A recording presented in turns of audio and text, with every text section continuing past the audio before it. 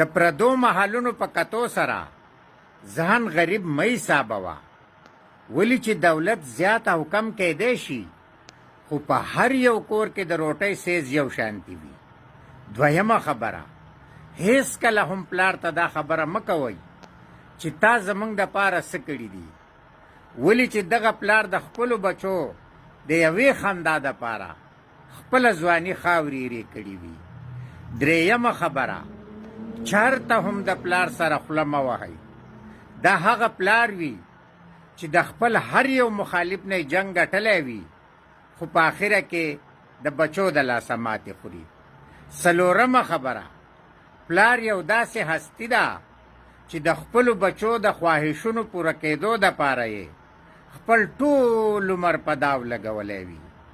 که د ویډیو سره متفق یئ نو شیر او لایک کړئ او د پلار په حق کې یو ښکلی شان کومنټس ولیکئ.